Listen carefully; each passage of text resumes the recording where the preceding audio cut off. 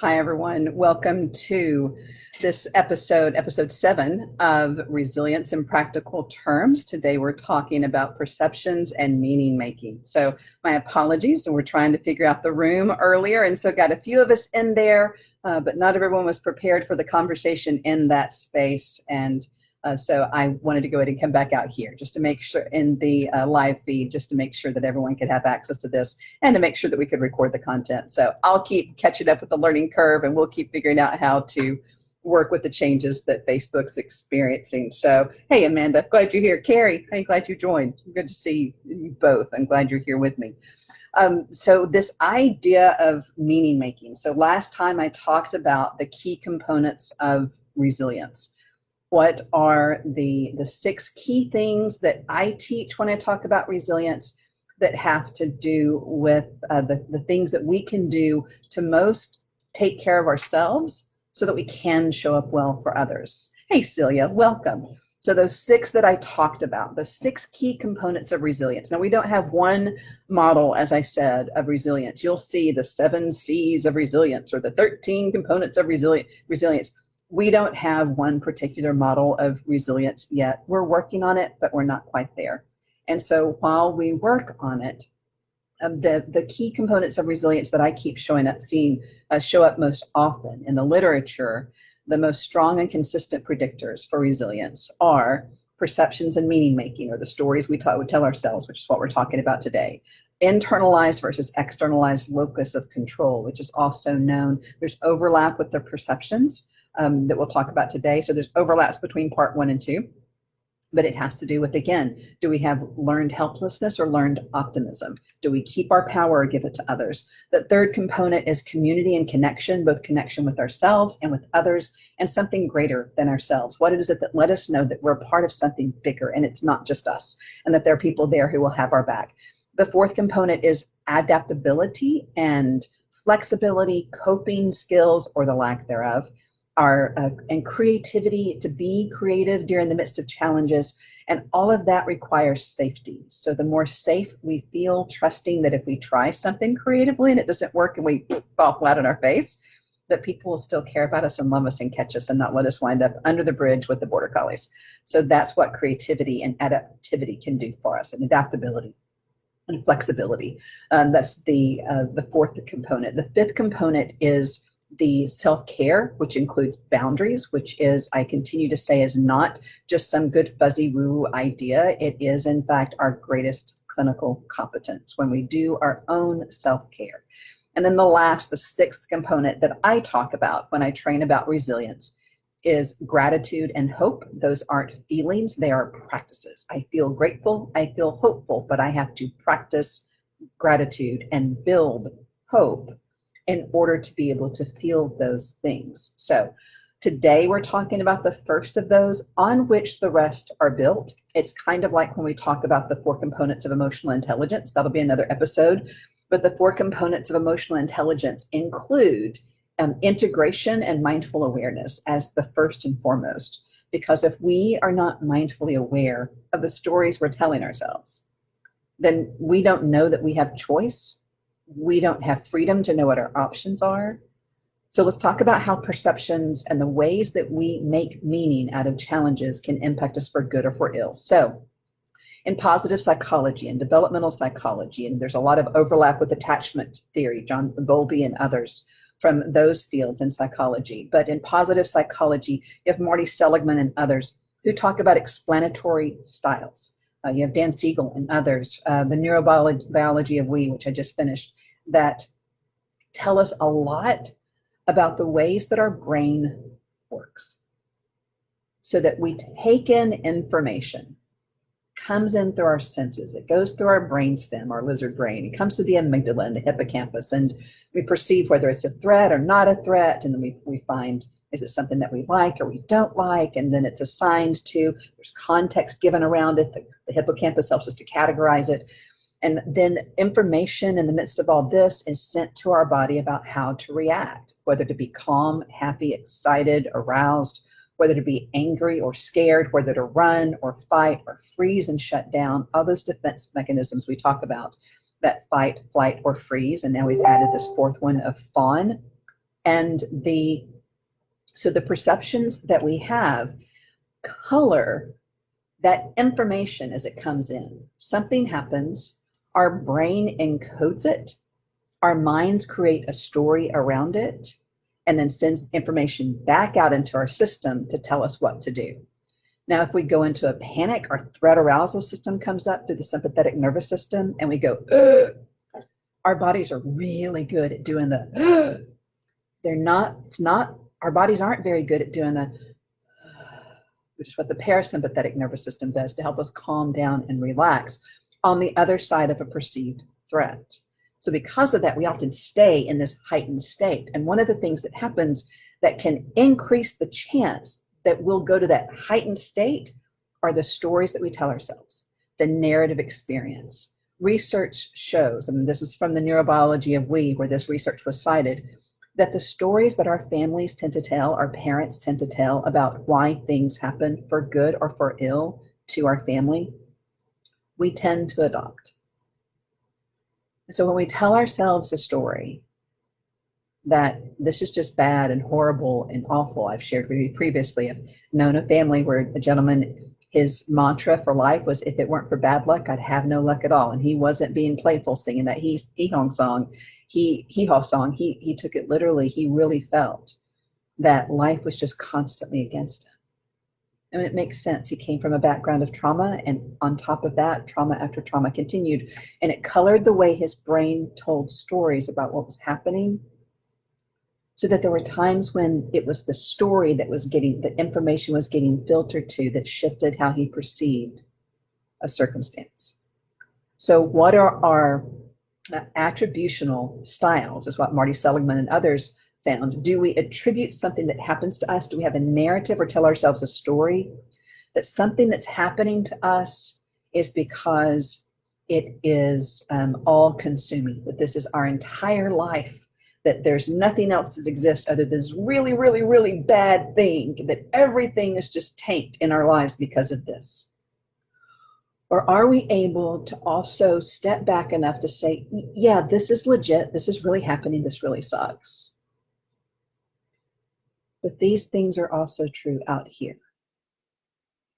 Other things are also true. This is just one part of my life. There are other parts of my life that are good, where I'm loved and I'm cared for. That's a more balanced style, the both and. That's also about emotional intelligence, to be able to hold both stories rather than getting stuck in an extreme story. So do we see things as all consuming, it's my whole life, or no, it's just part of life, it's not all of it?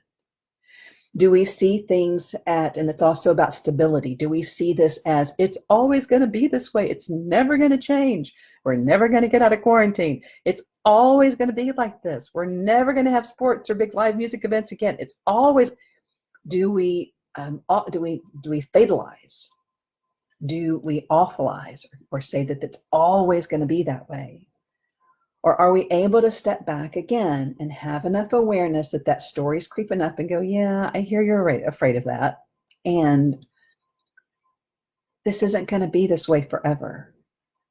You hear in program, and when I worked in treatment centers, persons who work 12-step programs will often say and often hear, this too shall pass. It's one of the slogans of program. And so it's a way of reminding ourselves that however icky something feels right now, we don't have to panic and feel like we're stuck in it forever. It will end at some point. It will shift and change. And so we don't have to be in a big state of panic. We can relax. It's when we feel stuck that something's always going to be like this that it really can freak us out. So we remind ourselves that it's not all consuming. There are other parts of life that aren't damaged by this or aren't completely wiped out by this, whatever it is we're experiencing.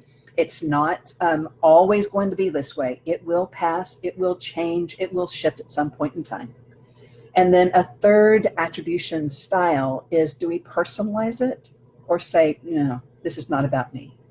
Do we say the universe is out to get me, the gods hate me, this is just sucky, this is just not any, this is just, it's all about me, no one loves me, I think I'm going to go eat worms.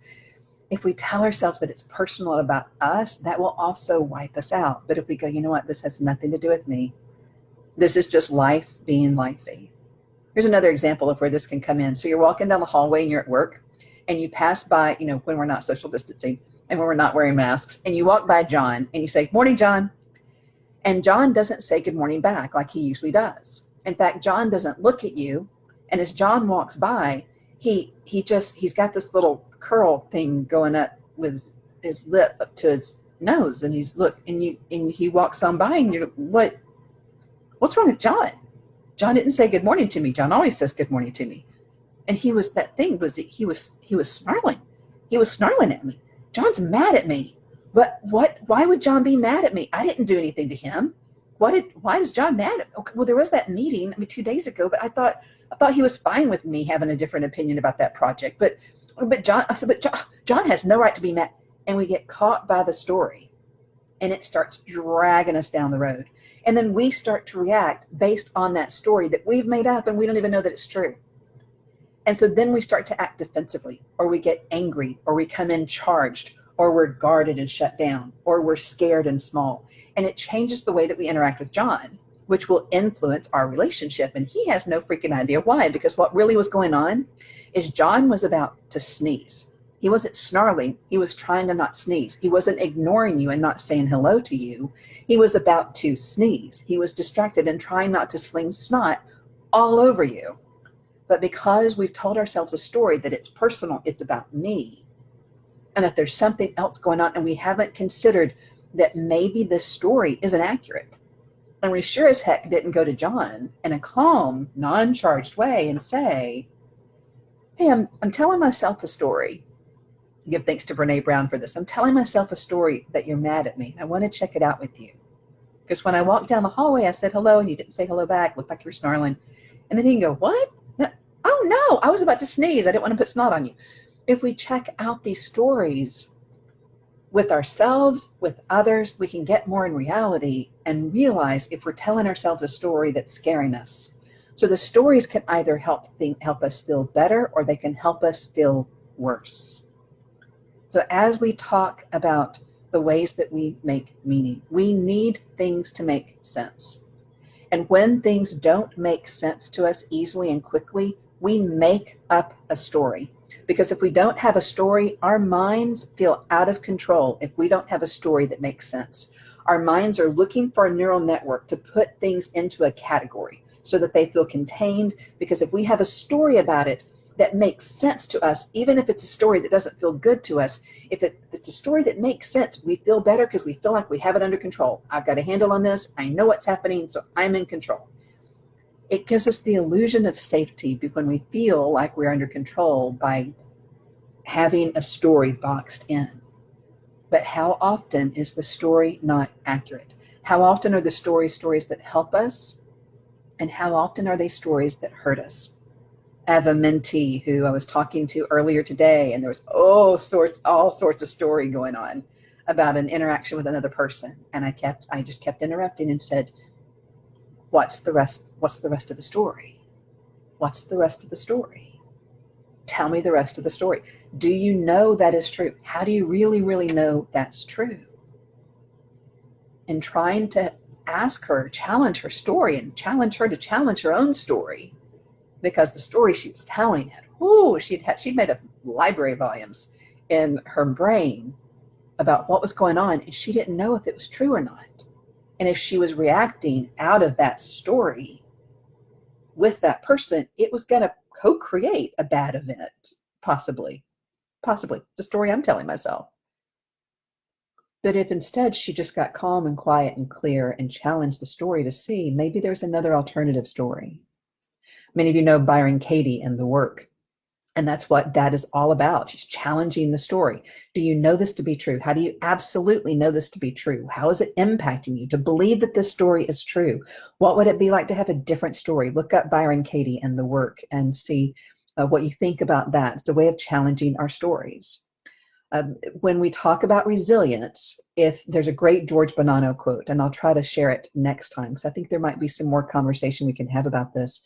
But he says, when we talk about resilience, he said, if you have a challenging situation, and if you focus upon it, and if you hyper focus on it, and you frame it as a threat, then a potentially traumatic event, that's what he calls them, PTEs. They're only potentially traumatic based on our perception of the story. But if we focus on it and frame it as a threat rather than an opportunity, then a potentially traumatic event becomes an enduring circumstance that can impact us negatively. But if we frame it as an opportunity, if we say, where are there gifts in here? Where's our opportunity to take action on our own behalf? What can we do? Where do we need to ask for help, ask for support, check out the stories, calm down the stories that we're telling ourselves that may or may not be helping us? If we do those things, then it can influence our perception of the event. And then we become more likely, Bonanno says, George Bonanno, one of the preeminent researchers in resilience, he says, we become more likely to become more resilient, to be able to learn from the circumstance and move on and grow rather than getting stuck in trauma. Trauma is when we're experiencing suffering. I mean, this is the very rough, sketchy, lay person version of trauma. But it's when we're experiencing some sort of trauma or some sort of suffering, especially that we feel like we perceive that it may bring about harm to us, or we experience others under threat of harm, or or even death. But that perceived threat, if we feel like there's nothing that we can do to escape it, we're stuck with it, that's when we can really experience it as traumatic. And we experience the suffering that much more greatly because we feel like we're stuck and we don't have any control in the matter. We're helpless. We have learned helplessness rather than learned optimism that says, I can do something about this. I may not be able to change people and circumstances, but I can do things to get support for myself and to get set boundaries and to ask for what I need. There are actions that I can take on my own behalf. I'm not helpless to take action on my own behalf. But Bonanno, take a look at his work, and I'll bring some more of his work in when I come in next time. But the actual quote, but he talks about our ability, and Seligman and others talk about our ability to monitor the stories that we're telling ourselves and see, is this story helping us and making me more creative and hopeful, and seeing this as an opportunity and maintaining my power, or am I giving it away? And am I falling apart into learned helplessness? So what are the stories we tell ourselves about what's happening? And are we able to tell ourselves a story that helps bolster more hope and strength in us? Or does it wear us out and take us down? And do we get to the point where we don't feel like we have a choice? Again, when we feel like we're stuck in suffering, we feel helpless, that we experience the suffering that much greater. But if we perceive that we have a choice, including we have a choice about the stories we tell ourselves, we have a choice to check out stories with other people. We have the opportunity to think of another option, another story that might be more helpful. And so when we challenge the stories we're telling ourselves and we look at what the options are, we can have much better success. My mentor, when I first began working with her about 10 years ago, would listen to me talk when I was frustrated and struggling. And she would listen and say, yeah, I hear you. Yeah, I hear you. Yeah, it sounds tough. I hear you. And then finally, when I would run out of steam, I'd felt validated and heard, and she would go, all right, now tell me the rest of the story. That's the whole story. He said this, she said that. Yeah, you told me all that. Tell me the rest of the story. I'm like, I don't know what you mean. That's the whole story. And this went on for months. And finally I said, I clearly don't know what you mean. What do you mean the rest of the story? And she said, you've told me all of this, the seemingly bad parts of the story. And it does sound hard and frustrating. But you haven't told me this. You are strong and you are capable and you are smart. You have people who love you and will always have your back and will never let you fall. She's my spiritual director, so she can say, you have a God who loves you and has a greater imagination than you do, and can help you make a way out of no way. You are capable. You are strong. You may be powerless to change people and circumstances, but you are not helpless to take action on your own behalf. So this part of the story is true, but this is also true. So don't just get stuck in this half of the story. Tell the whole story. Have the balance, the both and. Because if we tell the whole story, that's where we see what our options are. That's where we see what opportunities we have. That's where we get beyond just locking down and shutting down in fear or anger or fight or flight or fawn, dissociate, whatever, numbing out, because we feel stuck in something we can't change. We see the things that we can change to make a difference. Research shows if we go out after work and we vent with a buddy over a drink at happy hour, and we just and we grouse about work, that we may feel better in the moment, but that it actually hurts us in the long term. And here's why. Because when we and that's all we do, we're rehearsing the negative story. We're wearing that we're wearing that neural network down into our brains more deeply, and we're wearing that negative story. We're reinforcing that negative story and making it a more solid part of our brain. Whereas if we tell the seemingly negative story, we vent and we feel heard and validated. Not that they agree with our story, but they validate our feelings. Because the story may not be accurate. So we don't necessarily want people who are going to jump on the bandwagon and agree with all her story of, oh my gosh, they're so horrible, they suck. I can't believe they did that to you. That's just so horrible. No, I need people that aren't going to nest with me in that. I need people who are going to care about my feelings and say, sounds like it's really challenging for you. Sounds like you're feeling really frustrated and hurt and scared. But who will help me challenge my stories and see a different possibility. Because then after I've done this, I need someone, if not me, to challenge me and say, now that you feel heard and validated and joined and your feelings cared for, now let's talk about the rest of the story. Where can we take action on our own behalf? Where are the opportunities here? Where are the potential gifts?